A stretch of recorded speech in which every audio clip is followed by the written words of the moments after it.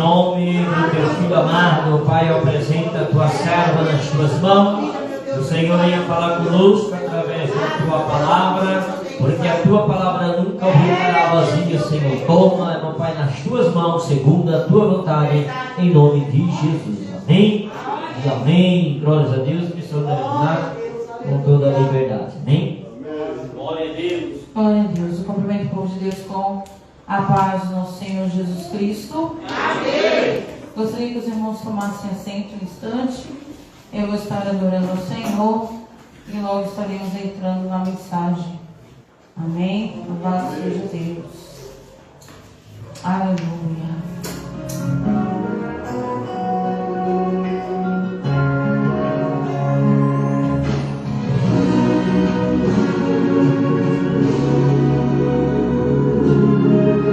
Apenas sua história ficou de um homem que no templo gritava: eis que aqui me deu a esmola. Na porta formosa ele chamava. Há muito tempo ele ali estava esperando alguém que lhe desse uma esmola, um bocado e uma moeda qualquer. Que esperança tem um homem que nasceu atrofiado? Que esperança tem um aleijado que sequer firma os pés no chão? Que esperança tem? Que esperança tem? Se desde o ventre era esse o seu destino, se não uma moeda, por favor de alguém. Mas a história mudou. Vem chegando dois ungidos, duas vidas revestidas de poder e unção. Gritava o homem na porta formosa: dá-me uma esmola, por favor. Pedro então respondeu: não tenho ouro e nem prata, mas o que tenho eu te dou. Levanta em nome de Jesus. Sabe o que aconteceu? Você sabe o que aconteceu? O paralítico andou. Onde tem ungido, tem poder de Deus. Onde tem ungido, o milagre vem. Onde tem ungido, algo acontece. Onde tem ungido, cheio de poder. Onde tem ungido, algo esperança. Onde tem ungido, o céu se abre. Aqui tem poder, unção. Deus está neste lugar. Senta Ele aí, aleluia. Ele está aqui porque Ele está comigo e contigo. E é onde a planta do nosso pé pisa, Ele está conosco, aleluia. Mas vem chegando dois ungidos, duas vidas revestidas de poder e unção. Gritava o homem na porta formosa: dá-me uma esmola, por favor. Ele então respondeu: não tenho ouro e nem prata, mas o que tenho eu te dou. Levanta em nome de Jesus. Sabe o que aconteceu? Você sabe o que aconteceu? O paralítico andou.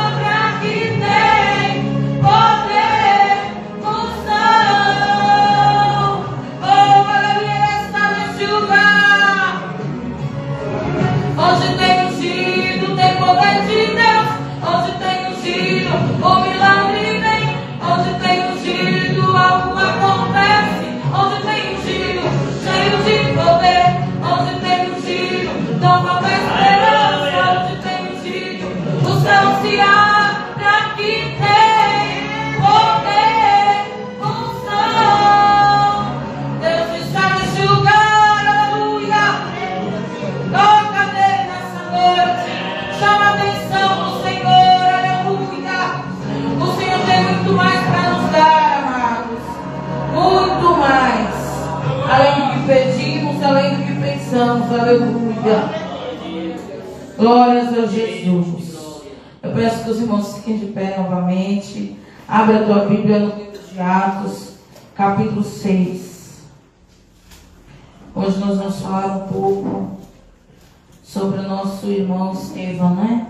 Foi o primeiro dos mártires do Evangelho de Cristo Jesus. Aleluia. Atos dos Apóstolos, capítulo 6. Vamos ler no 5, a partir do 41. Aleluia. Atos dos Apóstolos, capítulo 5, versículo 41. E vamos continuando ali no capítulo 6, amém?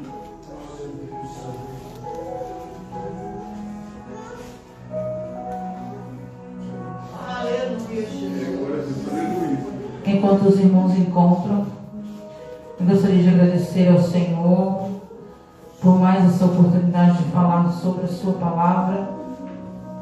É com grande temor que assumimos a tribuna dessa noite. Agradecer ao pastor dessa igreja por confiar novamente a mim e a cada um dos irmãos, né? Que separaram o tempo para ouvir a palavra de Deus. Porque não é arroz, não é feijão, não é carne que alimenta a nossa alma, que nos sustenta de pé. É a palavra do Senhor, aleluia. Tem muitos aí fora, irmãos, que o corpo está forte, mas o espírito tem desfalecido. Aleluia. Atos 5, a partir do 41. Retiraram-se, pois, da presença do conselho, regozijando-se de terem sido julgados dignos de padecer afronta pelo nome de Jesus. E todos os dias no templo e nas casas não cessavam de ensinar e anunciar Jesus Cristo. Capítulo 6, vamos para o versículo 5. Aleluia. 4. Mas nós perseverávamos na oração e no ministério da palavra. E este parecer contentou a toda a multidão. E elegeram Estevão, homem cheio de fé e do Espírito Santo, e Felipe, e Procoro, e Nicanor, e Timão, e Parmenas, e Nicolau, prosélito de Antioquia. E apresentaram ante os apóstolos, e esses orando lhe impuseram as mãos. E crescia a palavra de Deus, e em Jerusalém se multiplicava muito o número dos discípulos, e grande parte dos sacerdotes obedecia à fé. E Estevão, cheio de fé e de poder, fazia prodígios e grandes sinais entre o povo. E levantaram-se alguns que eram da sinagoga chamada dos libertinos, e dos sirineus, e dos alexandrinos, e dos que eram da Cilícia da Ásia, e disputavam contra Estevão. Aleluia. E não podiam resistir à sabedoria e ao espírito com que ele falava. Então subornaram os homens para que dissessem: ouvimos-lhes proferir palavras blasfemas contra Moisés e contra Deus. E excitaram o povo e os anciões e os escribas, e investindo contra ele, o arrebataram e o levaram ao conselho. E apresentaram falsas testemunhas, que diziam: este homem não cessa de proferir palavras blasfêmicas contra este santo lugar e a lei. Porque nós lhe ouvimos dizer que esse Jesus Nazareno há de destruir este lugar e mudar os costumes que Moisés nos deu. Então todos que estavam assentados no conselho, fixando os olhos nele, viram o seu rosto como de um anjo. Aleluia. Os irmãos podem sentar, aleluia.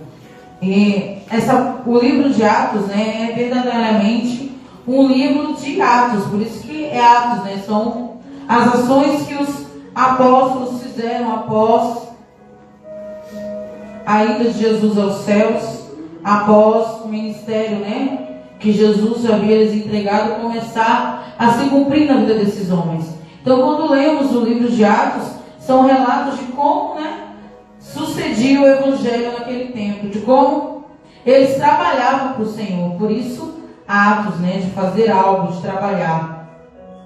E a palavra de Deus vai nos dizer que nesse tempo ainda havia muita perseguição da igreja. Hoje há uma perseguição da igreja, mas é uma perseguição mais maquiada, talvez um pouco menos barulhenta, e não deixa de ser assim menos perigosa, Porque a serpente, quando ela vem nos atacar, à exceção de algumas, não faz barulho algum. Você só percebe quando ela te abocanha e quando aquele veneno entra dentro do seu corpo. Há relatos de pessoas que foram mordidos e que só se deram conta quando começaram a passar mal, quando o veneno já estava dentro de si. E hoje a serpente que luta contra as nossas vidas tem agido assim. E muitas vezes tem muitos que têm sido envenenados com um veneno mortífero e ainda nem perceberam, que foram mordidos. E o veneno da cobra tem cura desde que você tome o antídoto. E o antídoto que você tem contra todo o veneno de Satanás é a palavra de Deus. Aleluia. E aqueles que não se alimentam dessa palavra têm morrido, amados. Talvez não fisicamente, mas espiritualmente têm definhado. Estão com o corpo cheio de veneno, porque não têm usado o antídoto que tem em suas mãos, que é a palavra do Senhor. Porque contra veneno de cobra não é qualquer remédio. Não adianta você passar um mertiolate e nem tomar uma dipirona, Tem o remédio certo, só aquele antídoto. E tem um antídoto certo para cada mordida de cada cobra. E aqui, tem a palavra certa, tem o antídoto certo para cada veneno que o inimigo tenta lançar na minha e na tua vida. Por isso temos que conhecer essa palavra, para sabermos qual o antídoto que precisamos usar naquele momento, para que não definhemos, com o veneno que o inimigo tem lançado sobre as nossas vidas. Então a palavra de Deus vai nos dizer que nesse tempo havia homens corajosos, como ainda hoje há, porque se não houvesse, irmão, a igreja teria perecido, Se não houvesse ainda homens de Deus que se colocam de pé e principalmente de joelho, a igreja já teria definhado, Nas escrituras tem uma passagem muito forte, embora seja uma frase curta, Quando o Filho do Homem vier, porventura achará fé na terra? E infelizmente tem se cumprido, porque as pessoas não creem mais. Porque se as pessoas que conhecem o Evangelho crescem na volta de Jesus, não haveria lugar para sentar neste lugar. Porque, irmãos, eu acho que é quase impossível dizer que alguém ainda não ouviu falar sobre a vida de Jesus. Então, por que as igrejas não estão abarrotadas, e sim os bares, as festas, estão cheias de pessoas que adoram tudo, menos ao Senhor? Porque eles não creem. Se as pessoas verdadeiramente acreditassem no inferno, não estariam vivendo uma vida leviana. Eles não creem, irmãos. E há pessoas dentro das igrejas que também não creem, porque não cuidam da sua alma, não cuidam do seu espírito, não cuidam da sua salvação, não tem medo de perder a oportunidade de ir para o céu com Jesus, que é por pequenas coisas. São pequenas coisas. A mordida da cobra é bem pequenininha, tem venenos que tu nem enxerga, mas mata. E quanto menor, mais venenosa. Tem gente que morreu e foi descobrir que era de veneno de cobra depois que já estava morto.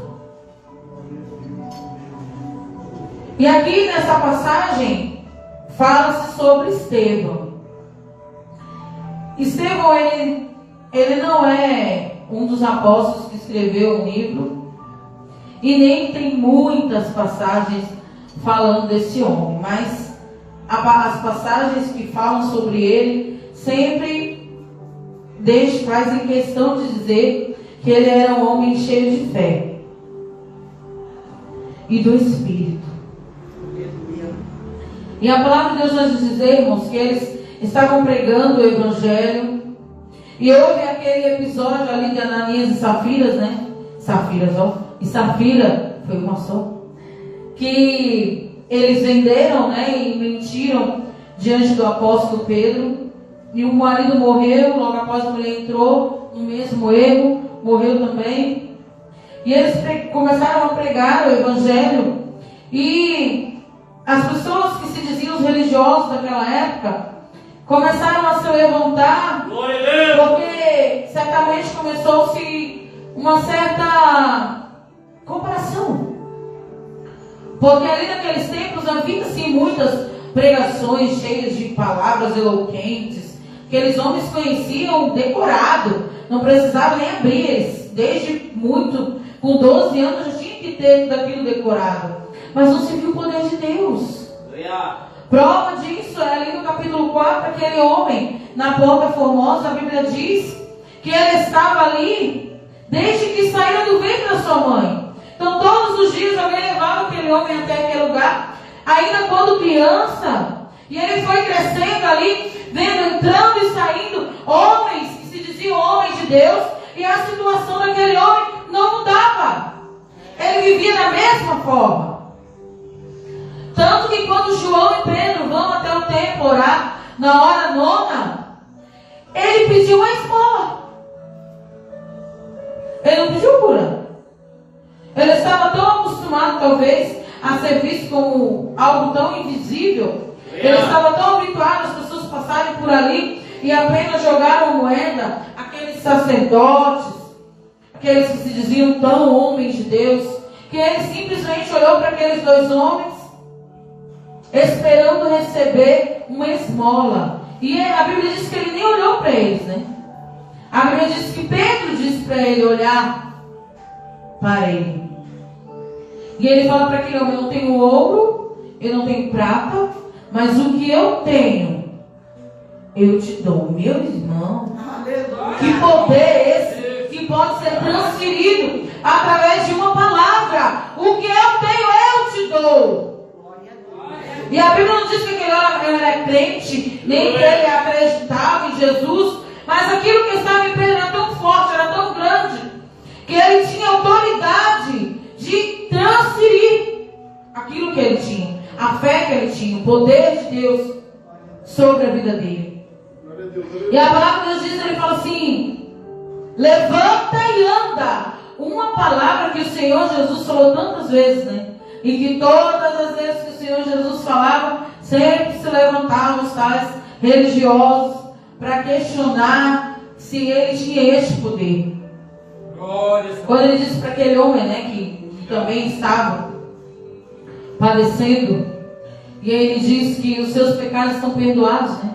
E eles questionam quem é ele, porque eles estavam acostumados para que as pessoas fossem até eles para conseguir a redenção, através do que se pagava, né?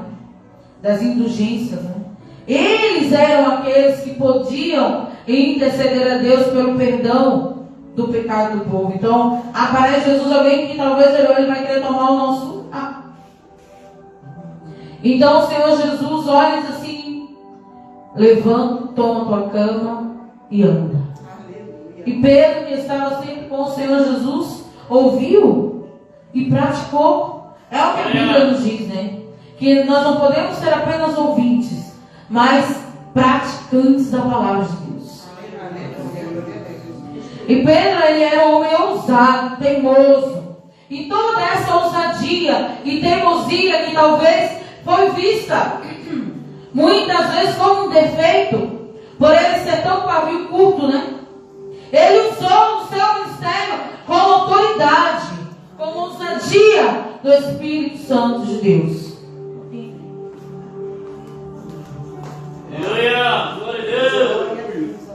E ele diz para aquele homem: levanta e anda. A Bíblia diz que os pés que eram atrofiados se endireitaram, e aquele homem começou a pular e a seguir, né, a João e a Pedro.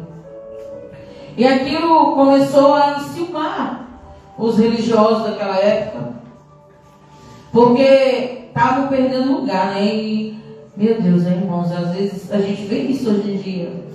E é tão triste quando um ministério se abre, ou quando alguém se levanta na presença de Deus, e aqueles que deveriam estar trabalhando para o mesmo exército, feliz de ter mais um soldado para lutar essa guerra, se entristece, blasfema, não se alegra, né, por ter mais um lugar onde as pessoas podem ouvir a palavra de Deus. Pelo contrário, né, querem discutir, querem pelejar, quem é mais santo, quem é mais usado, qual é o melhor lugar. E aqui está acontecendo exatamente a mesma coisa. E esses homens se levantaram contra os discípulos, apóstolos de Jesus, e lançaram, pegou todo mundo, o povo todo, e lançou na prisão. Porque eles não conseguiam discutir com eles, porque neles havia o Espírito, e eles conheciam só a palavra. O Espírito Santo tem muito mais, né, a nos revelar, muito mais além do que está escrito aqui. Por isso que sempre se diz, a Bíblia, se você for ler no seu natural, ela é um livro. E tem histórias aqui que você lendo no seu natural, você vai compreender. Principalmente quando você pega os evangelhos. São histórias simples. Se você pega Gênesis, a história de Abraão, a história de José, você lendo no seu, qualquer pessoa lendo no seu natural, é capaz de compreender o que está escrito. Mas há mistérios que é só quem tem intimidade com o Espírito Santo de Deus, com aquele que inspirou a escrita dessa mensagem, é capaz de compreender. É a mesma coisa. Alguém escreve um livro e publica, e cada uma pessoa vai ler e vai ter uma versão, um entendimento daquilo que leu. Mas quando você lê com todo o teu lado, aí você vai compreender o que ele quis dizer. Não o que eu quero entender, mas o que ele quis dizer ao escrever tudo isso. Por isso a importância de quando vamos ler a palavra de Deus, não abrirmos como um livro qualquer. Orarmos ao Senhor e convidarmos aquele que inspirou a escritura dessa palavra para estar conosco e nos revelar aquilo que não está aqui, mas que está com ele, né? Porque o próprio Jesus dizia que ele falava por parábolas, porque havia mistérios que não cabia ao povo saber, mas apenas os seus. Aleluia! Tem segredo, irmão, que é só para o nosso amigo íntimo. Não é todo mundo que sabe, não é todo mundo que vê. Então a palavra de Deus nos diz que eles prendem ele, que já estavam tentando matar todos eles. E aí se levanta o tal do Gamaliel em defesa. Ele diz que uma passagem que muita gente fala, as pessoas costumam repetir isso sempre, e ele diz assim: e agora vos dai de mão a esses homens e deixa-os, porque se este conselho ou esta obra é de homens, se desfará, mas se é de Deus, não podereis desfazê-la, para que não aconteça seres também achados combatendo contra Deus, né? E a gente sempre repete, aquilo que é de Deus permanece, aquilo que não é do Senhor se acaba, né? E foi isso que ele disse para os escribas, que queria acabar tudo, queria matar todo mundo. Ele disse: não, se vocês acham que não é de Deus, com o tempo vai se desfalecer. E ele ainda cita, né, alguns que vieram antes dos apóstolos, antes de Jesus. Ele cita o Judas, um tal de Judas, que também havia pregado algumas doutrinas, e que o povo que morreu, e que o povo se dissipou. Então ele estava comparando o Senhor Jesus a outros que vieram falando de uma doutrina diferente da deles, e que porque não era de Deus, se desfez. Mas a doutrina do Senhor Jesus é de Deus. É de Deus. E por isso ela permanece até hoje. Passa o tempo que passar. Venha quem quiser tentar desacreditar dessa palavra. Mas ela permanece, porque o Senhor zela pela sua palavra. Tem muitos irmãos que são abençoados simplesmente porque o Senhor zela pela sua palavra. E aquilo que ele falou se cumpre. E aí, depois que eles, claro que eles não eram soltos assim, tchau até logo, né? Depois que eles tomaram o açoite, dispensaram todos, Estevão estava entre eles, e eles se alegravam de serem dignos, de se acharem dignos de ser julgados e padecer afronta pelo nome de Jesus. Não tem mais não. Tem mais não. Primeira coisa que a pessoa faz é largar de mão, irmãos. Começar muita perseguição pelo nome de Jesus, já quer mudar um pouquinho. Ah, não, estou dizendo que eu estou muito demais, estou muito salgado, estou muito chato, estou muito santo, acho que eu vou dar uma... Porque estão perseguindo. E esses homens, eles se alegravam por serem dignos, porque não é qualquer um que pode se achar digno de ser perseguido pelo poder, pela presença, pelo nome de Jesus. Porque são aqueles que pregam a verdadeira palavra que são perseguidos pelo nome de Jesus. Tem muito aí que está sendo perseguido porque está pregando mentira, porque está andando de qualquer forma. Mas poucos são aqueles que o inimigo olha e vem com força para cima, porque vê que aquele, sim, tem vivido a palavra de Deus. E eles se alegraram, né? Porque chegaram nesse patamar. Eu cheguei numa altitude tal, de tanta experiência com Deus, de ser tão usado pelo Espírito Santo, que estão me perseguindo por amor de Cristo. E então vem a instituição dos diáconos, porque havia algumas viúvas, né, que estavam se sentindo desprezadas, porque precisavam, né, ser visitadas, e foi para isso, né, que os diáconos foram instituídos. E tem muita gente que não sabe. Que tem a unção, não, que é separado, né? Quer tanto exercer a função, mas não sabe o que é a função, né? Não é só uma carteirinha escrito já. Aqueles que visitavam, que se preocupavam, que tinha função, né, de visitar as viúvas. E então eles separam alguns dentre os apóstolos que seriam instituídos como esses diáconos, né? Como esses que iriam visitar, que iriam cuidar, que tinham essa função. Então na Bíblia vai dizendo o nome daqueles que foram separados. E o nome, quando cita Estevão, a Bíblia é bem certa, bem fixa, bem acentuada em dizer: homem cheio de fé e do Espírito Santo. E os demais cita-se apenas o nome. Porque verdadeiramente, né, a fé desse homem já se destacava. Porque ele era cheio do Espírito Santo. Aleluia, glória a Deus. Quando a gente dá lugar, irmãos, quando a gente se coloca na presença, quando a gente busca, sempre vai haver uma honra e um destaque para as nossas vidas. Quando as pessoas vão citar o nosso nome, é tudo isso que é uma mulher de Deus, é uma mulher de fé. O nome, a nossa qualidade, ela é destacada. Assim também como o nosso defeito. Ah, aquela irmã está na igreja, mas ainda é assim e assim. Ah, aquela irmã, tem misericórdia.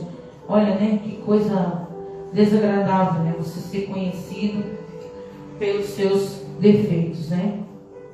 Assim como Pedro, certamente ali no princípio do seu ministério, era conhecido, né, como alguém sanguinário, nervoso, talvez atrevido, né? Porque ele perguntava mesmo as coisas, ele questionava, né? E à medida em que ele foi amadurecendo e que o Espírito Santo foi trabalhando, ele teve que passar por aquele momento de negar o Senhor Jesus. Aquele ali talvez poderia ter sido o fim do ministério dele, mas foi um divisor de águas na vida de Pedro. E tem coisas que vêm sobre a nossa vida que parece que é para nos matar, que é para nos destruir, que é para acabar com a nossa fé. Porque até então Pedro era um dos que eram mais citados que estavam com Jesus. Quando se citava o nome dos apóstolos, no meio dos milagres, lá no barco, quando se levantou a tempestade, o nome do Pedro estava sempre citado. Então até então tudo ia bem. Tudo ia bem. O Senhor Jesus disse: tu és Pedro, e sobre essa pedra eu edificarei a minha igreja. Claro que o Senhor não estava falando sobre a pedra, Pedro em si, sobre a verdade que ele tinha dito, que Jesus era que cantou, ele estava até então num bom momento. Quando o Senhor Jesus foi orar lá no monte, estava lá Pedro no meio deles. Então quando acontece aquele episódio de Pedro negar a Jesus, quem olhasse, acabou, não tem mais. Acabou para Pedro. Talvez até ele mesmo pensou: é o fim. Esse erro que eu cometi não tem mais como consertar, como voltar a ser aquilo que eu era. Não, porque o Senhor não quer você sendo o que você era. Deus, ele tem novidade de vida. Aleluia. Ele sempre quer nos usar mais. Ele sempre quer nos usar de forma diferente. Então quando ele encontra o Senhor Jesus depois da ressurreição de Cristo, e Cristo olha para ele e por 3 vezes, eu acho essa passagem, eu acho tão lindo, porque Pedro negara o Senhor 3 vezes, e por 3 vezes o Senhor pergunta para Pedro: Pedro, tu me amas? E eu creio que cada vez que ele ouvia, ele lembrava de quantas vezes ele havia negado o Senhor. Senhor, tu sabes que eu te amo. Pedro, o Senhor deu a oportunidade. Meu Deus, que Deus maravilhoso, irmãos. Ele deu a oportunidade de Pedro entender que para ele estava perdoando. Assim como tu me negaste, Pedro, 3 vezes, eu vou te dar a oportunidade de 3 vezes você declarar para mim e para todos que estão aqui que tu me amas. Porque, irmãos, olha, notícia ruim, irmão, olha, qualidade nossa é pouco que sabe. É pouco que senta numa roda para falar bem da gente. É muito pouco. Mas como é que o errinho para tu ver? Se espalha, que é uma beleza. Certamente todo mundo já estava sabendo daquela história. E aí quando o Senhor aparece as outras vezes, tinha aquele murmúrio, tinha aquela cutucadinha assim, negou Jesus, agora está aí. Vocês acham que não está mentindo? E o Senhor Jesus mostrou a redenção de Pedro. Por isso que o Senhor pergunta para ele 3 vezes, para que todos ouvissem que ele o amava. Aleluia! E que ele o perdoara. Porque quando ele diz a 3ª vez: Senhor, tu sabes que eu te amo, apacenta as minhas ovelhas. O Senhor está dizendo: Pedro, deixa para trás. Aquele dia da tua fraqueza, aquele dia que você me negou, aquele dia que você achou que pegava, aquele dia que você disse que não acreditava mais em mim, não importa. Deus te diz essa noite: apacenta as minhas ovelhas. Aleluia. É assim que a gente mostra para o Senhor, amados, o nosso arrependimento, porque a gente murmura, porque a gente fala tanta besteira, porque a gente muitas vezes pensa em desistir, tantas vezes a gente perde a fé, a gente se questiona: será que é verdade mesmo esse evangelho? Será que o que eu estou fazendo está valendo alguma coisa? É normal? E o Senhor ouve, Ele nos perdoa, e Ele nos pergunta: tu me amas? E a Bíblia diz que o Senhor joga no mar do esquecimento. E Ele nos dá a oportunidade de apacentando as suas ovelhas, de pregando o seu evangelho, mostrar para Ele, muitas vezes para o inimigo que nos acusa do que dissemos, do que falamos. Eu quero mais saber, eu eu vou largar de mão. E Ele lança isso no nosso rosto. E o Senhor nos dá a oportunidade de dizer: tu me amas, apacenta minhas ovelhas. É assim que você vai provar para Deus e para o inimigo que você crê. É apacentando, é falando do amor de Deus. É assim que a gente mostra a nossa fé. E a palavra de Deus nos diz, irmãos, que depois que esse homem foi instituído como diácono, a Bíblia ela não está escrita de uma forma cronológica. Então, o fato de estar próximos os versículos não quer dizer que foi no mesmo dia. Não se diz aqui quanto tempo passou até esse fatídico dia que o nosso irmão Estevão foi apedrejado. Mas a Bíblia nos diz que ele continuou cheio de fé e que ele fazia muitos prodígios e grandes sinais. Aleluia! Então aqueles que se diziam religiosos, crescia, o ciúme no coração dele. Eles queriam discutir com Estevão e ganhar, talvez, se dizendo mais sábios, porque realmente eles conheciam, né? E às vezes as pessoas querem disputar conosco a respeito daquilo que a gente acredita. E assim como Satanás, irmãos, eles usam a própria Bíblia para querer nos provar que aquilo que o Senhor nos instituiu a fazer é errado. Vão lá, pega o versículo e lê. E se você não estiver enraizado nas verdades que o Senhor te revelou, muito além do que está escrito aqui nessa letra, você começa a duvidar. Você bombeia. E certamente quando esses homens iam discutir com Estevão e com os outros, eles usavam as escrituras, a lei, porque eles eram muito da lei, né? E a palavra diz então que juntou um monte, juntou a sinagoga dos libertinos, dos sirineus, dos alexandrinos e dos que eram da Cilícia e da Ásia, e todos eles disputavam com Estevão. Colocaram ele lá no meio da roda e falavam uma coisa, falavam, se não fosse pela sabedoria do Espírito Santo de Deus, ele teria perecido. Porque, irmãos, olha, você pode conhecer a Bíblia, você pode ter lido a Bíblia, eu pela misericórdia, eu já li a palavra de Deus, mas a gente não guarda muita coisa. E não tem como. Eu admiro as pessoas que têm vários versículos decorados. Maravilhoso, eu não dou conta. Queria eu. Mas se você pega para discutir com uma pessoa que tem esse dom de decorar as coisas, e você, o Espírito Santo, não te der estratégia, ele te convence. E você fica sem palavra, e você gagueja, e aquilo que era verdade já começa a entrar dúvida, e ali o Satanás faz a festa. Então, se não fosse pela sabedoria, tanto que aqui na palavra diz, e não podiam resistir à sabedoria e ao Espírito que com ele falava. Ou seja, ele estava discutindo e o Espírito Santo estava aqui, revelando os mistérios, revelando o que ele ia responder aquelas pessoas, né? Porque quando eles iam lá discutir com Jesus, eles também usavam muito a lei de Moisés. Quer ver? Quando era o sábado, aí era um prato cheio para eles. E o Senhor Jesus usava a sabedoria que vinha de Deus.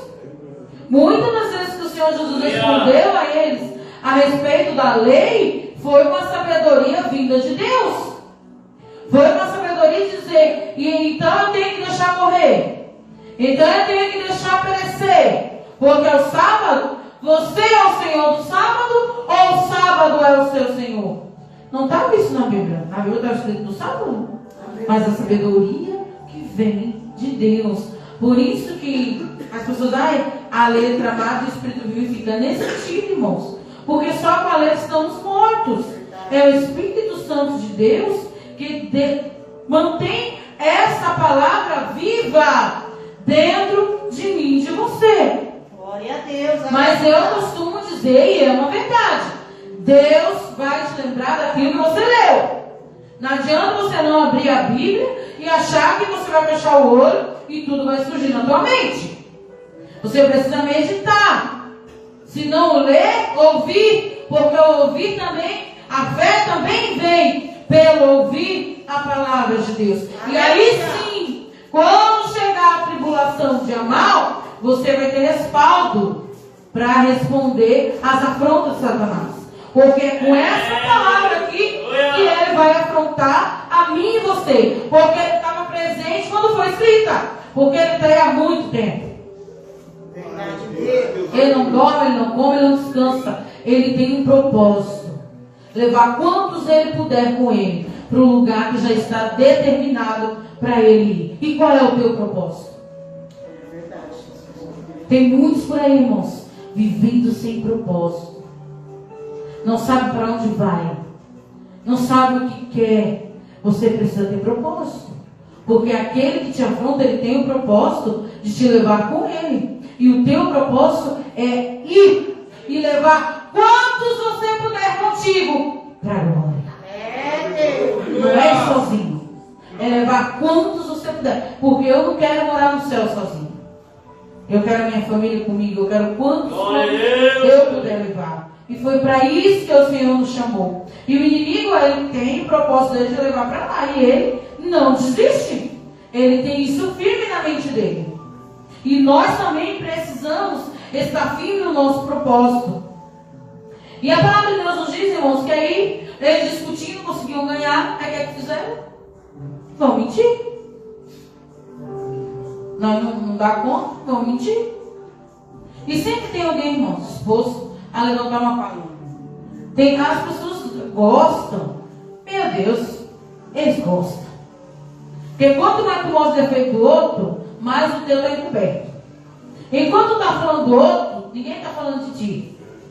As pessoas gostam. É verdade. E aí, mas não tinha o que falar do homem. Era homem de Deus, cheio do Espírito Santo. Vivia tudo certinho. Não, vai dar mentira. Cuidado, irmão. Cuidado com o que você ouve por aí. Cuidado com o que chega no teu ouvido. Porque o mundo, ele está cheio de caluniadores. E eles chegam dizendo assim, ó, é por nada não. Não é por mal não, irmão. Mas eu tinha uma coisa para te contar, mas não conto para ninguém. E assim ele vai contando para o mundo inteiro, dizendo, não conto para ninguém. E ele mesmo está espalhando a história. A Bíblia vai nos dizer, então, que eles apresentaram falsas testemunhas. E essas testemunhas, elas tinham o intuito de dizer o quê?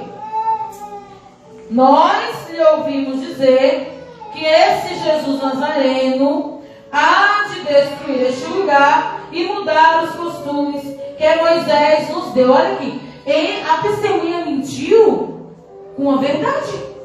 Porque isso é o falar de quem? Jesus. Então, muitas vezes, irmãos, não é uma mentira completa que chega até o nosso ouvido.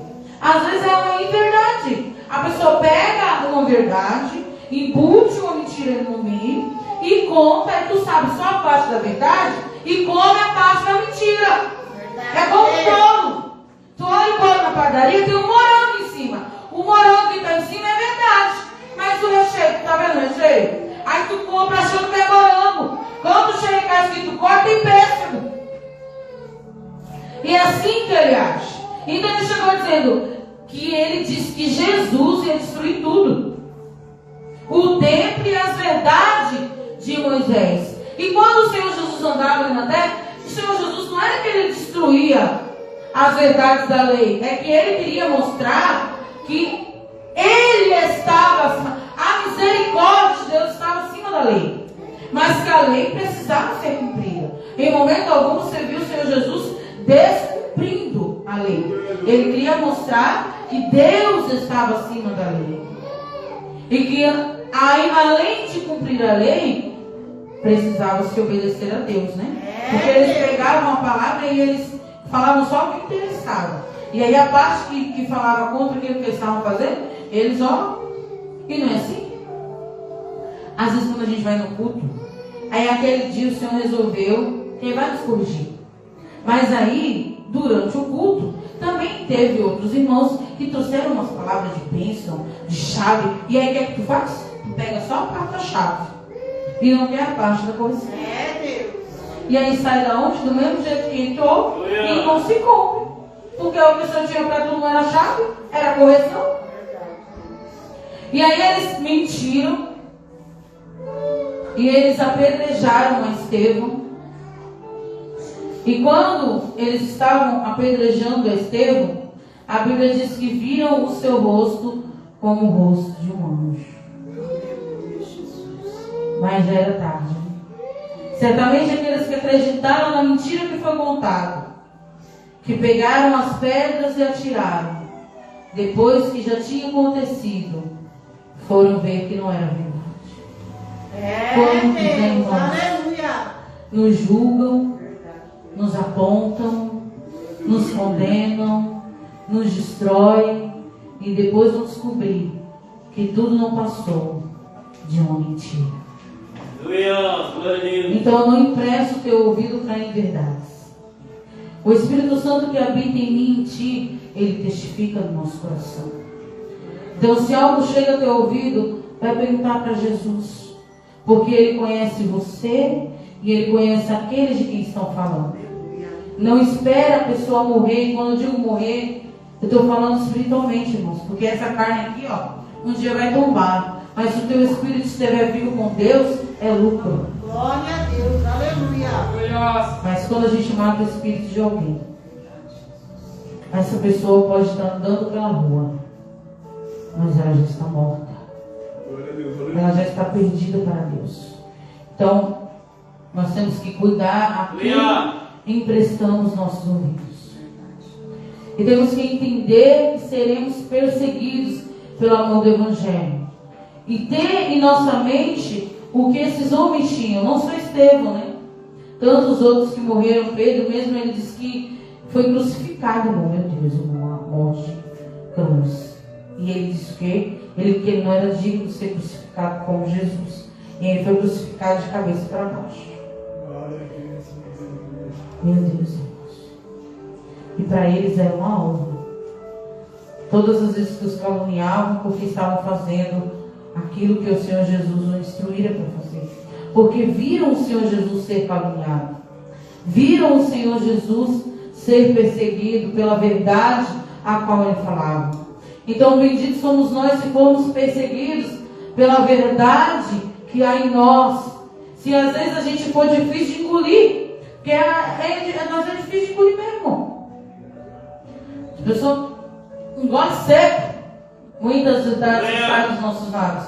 Mas benditos somos nós por isso, de sermos achados nele. E de que quando chegar o nosso momento, como chegou do nosso irmão Estevão, que o nosso rosto esteja como de um anjo, né? Aleluia. Inocente e puro na presença de Deus. Amém? E eu quero agradecer a minha oportunidade, que aquilo que eu não consegui externar, que o Espírito Santo continue falando aos nossos corações. Que Deus abençoe em nome de Jesus. Obrigada. Aleluia, glória a Deus. Glória a Deus. Palavra maravilhosa da parte de Deus.